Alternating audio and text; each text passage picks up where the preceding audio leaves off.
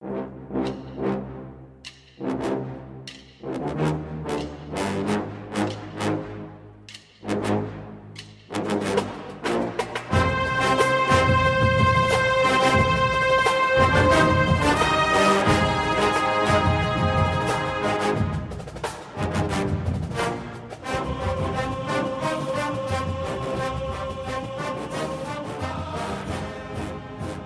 morning, Bucknutters. Welcome to the Bucknuts Morning 5 here on Wednesday, January 8th, 2020. I am Dave Biddle, very happy to be joined by the People's Champ, Matt Baxendell. Bax and I are going to delve into recruiting pretty heavy on today's show. We'll also talk about Kerry Coombs, which also deals with recruiting. Just to reset things for the listeners out there, give you an update on where Ohio State is at. The 2020 class, which is pretty much wrapped up at this point, they have 25 commits in their 2020 class, 24 that have already signed. Cameron Martinez is kind of the one holdout there. We'll see what, if he's going to sign during the late signing period. Late signing period is a month from today, roughly, February 5th, first Wednesday in February, and we'll see how the Buckeyes finish. They're still in on Jameer Gibbs. We'll get to that later, and they are ranked 4th in the country, as I said, in the 2020 class. Looking ahead to 2021, the Buckeyes have the number one class in the country so far at this early stage. They have 8 commitments, including one they got yesterday, Bax. Somewhat of a surprise commit, Jaylen Johnson, a 3-star safety from Cincinnati LaSalle, number 18 safety in the country, number 11 player in Ohio. He committed to the Buckeyes. He's the 8th commit in this 2021 class. Just your thoughts on Jaylen Johnson joining this 2021 class and the Buckeyes being number 1 so far in the country in that 2021 class? Well, the Buckeyes being number 1 isn't a surprise when you look at how good the top of Ohio is next year. All they had to do was keep the key kids at home, and that was going to drive them up towards the top, and they've got those commitments early. So I'm not at all surprised that the class they currently have is number 1. I do think the last 2 commitments caught all of us a little bit off guard, both Jaylen Johnson and Sam Hart out of Colorado. I would caution people who are doing the star watching game to just wait a few. We got a whole year until the signing day is for this year's class. And let's not forget, at this point in time in the cycle, Shane Morris was the number 1 quarterback in America whenever it was his year, and we all saw how that panned out. So,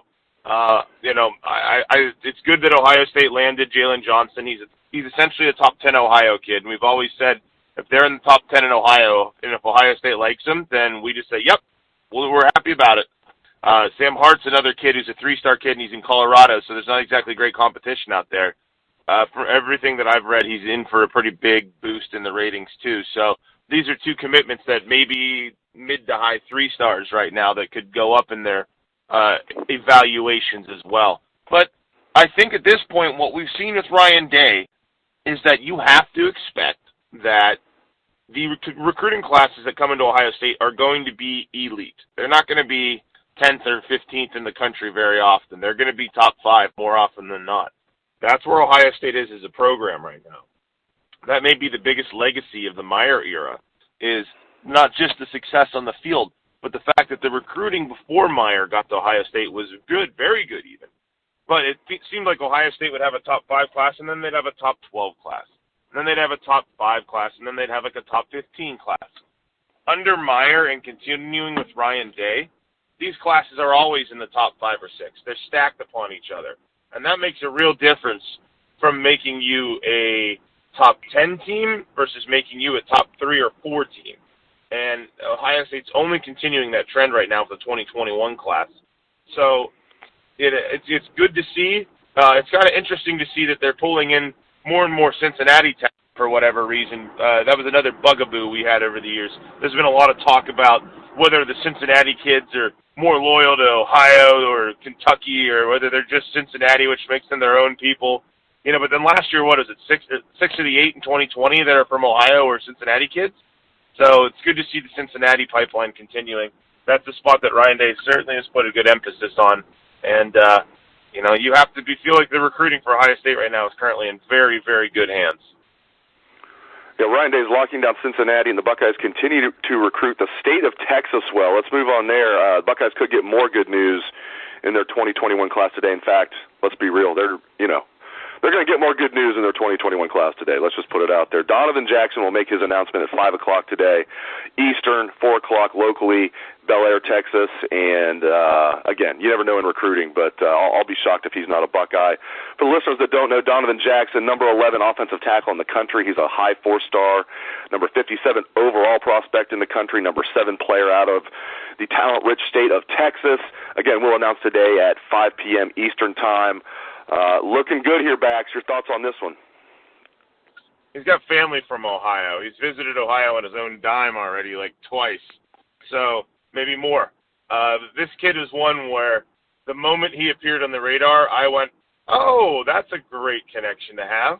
I'm going to very much enjoy Titty Bar Tom being upset about this one because he's going to be a Buckeye. And, you know, when you're getting a kid who's a high 4-star, precipice of potential raising into 5-star territory at any position, you're excited. Much less, where we have him coming in, and you're sort of stacking those elite 5-star kids every year. And so that's exciting news. This is a great addition to already what's a loaded class. This 2021 class is certainly shaping up to be off the charts good because Ohio State seems to be in on, and maybe even leading on, a lot of elite kids from around the country. And this is certainly one that I think we're all going to be very pleased about this evening. No doubt about it. Let's flip back to the 2020 class. The aforementioned Cam Martinez. I tend to think that Ryan Day is telling him exactly what's going on, and he knows who's coming in. And maybe I'm being overly optimistic here, but I think they're going to be able to seal the deal with Cam Martinez once everything gets situated with the Kerry Coombs announcement. Am I off base there? I mean, maybe I'm just being too optimistic there. What do you think is going to happen with Cam Martinez, Bax? Well, I said this the day he announced he wasn't signing on the early signing day.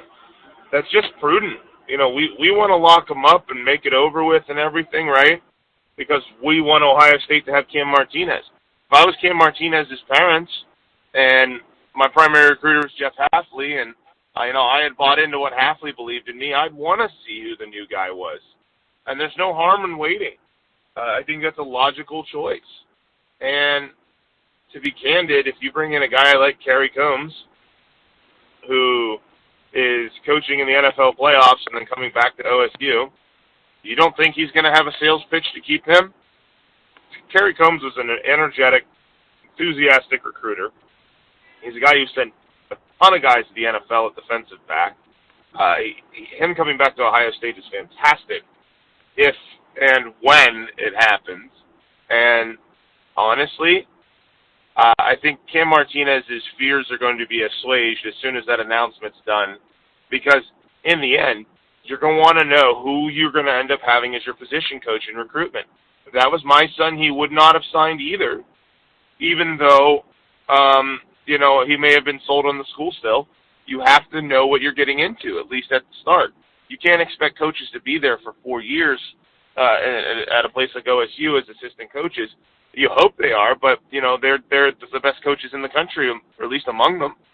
So I don't blame Cam Martinez for not signing, but I do think he'll end up being a Buckeye. At the end of the day, this is one of those things where he's been committed to OSU forever.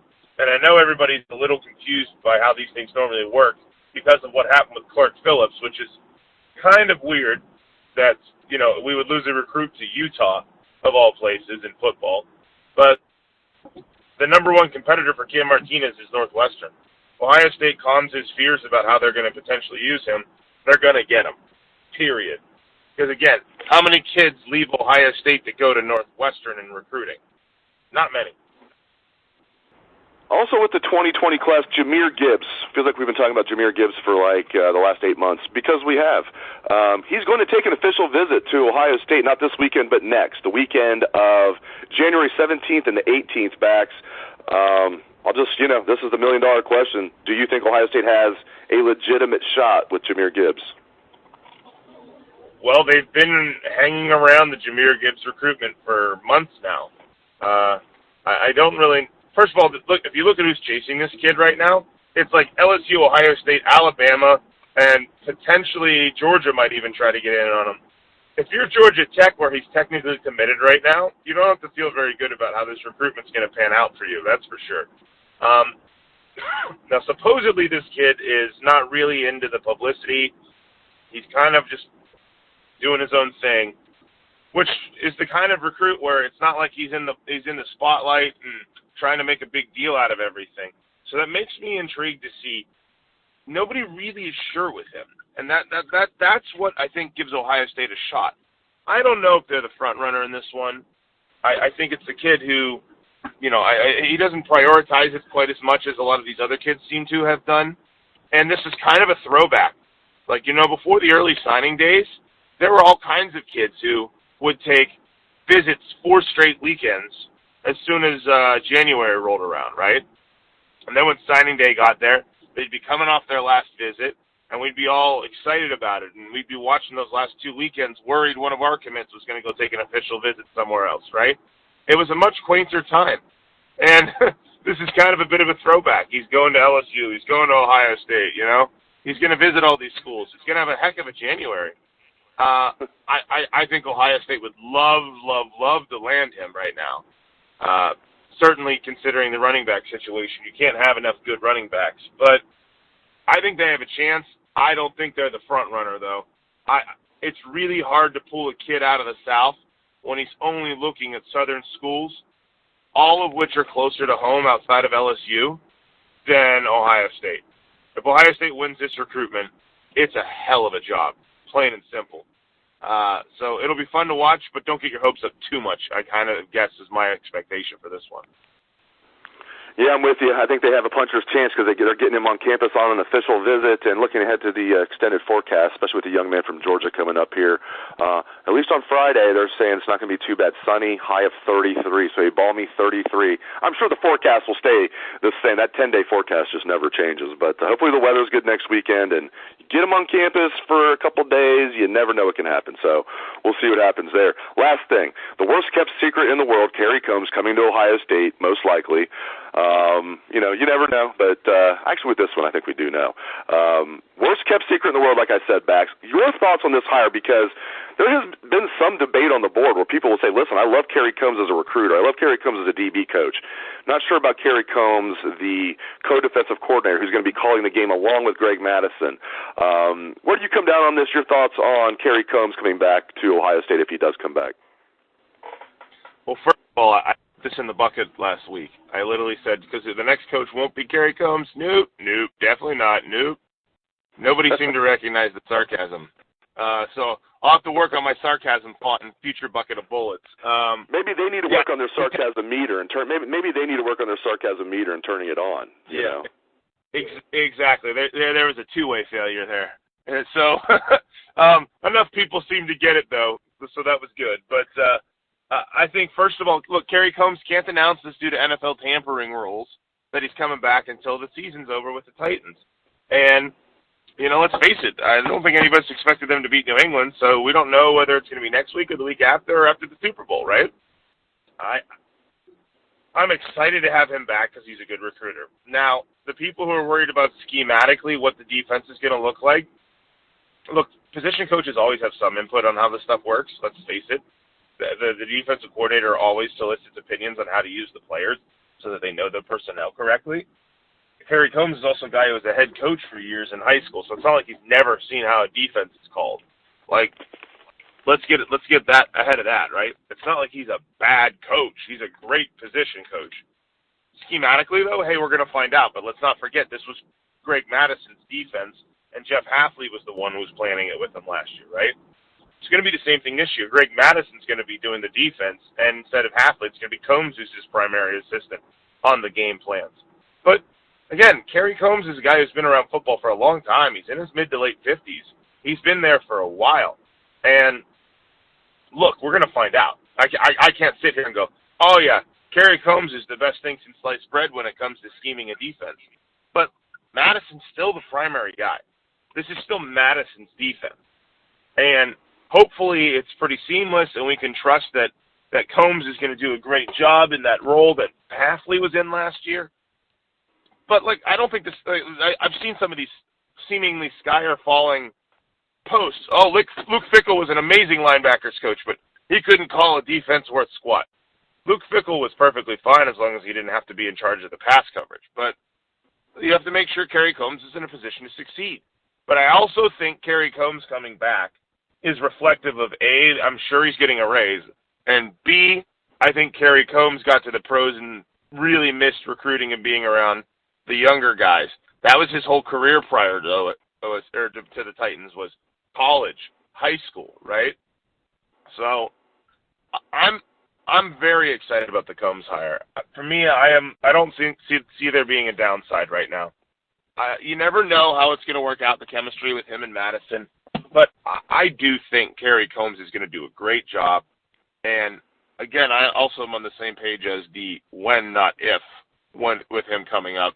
It's as good a hire as you could have hoped for Ohio State. What's it going to look like in recruiting? The guy who coached in the NFL for a couple of years and then came back to OSU. So always I look at this. I can't convince myself there's a downside. Great insights, as always, from the People's Champ, Matt Baxendell. You can read his column every Sunday on Bucknuts. It is the Bucket. Really appreciate it, Bax, and appreciate all the listeners out there for tuning into the show. I hope everyone has a great day. Let's try the Buckeye swag, best damn band in the land.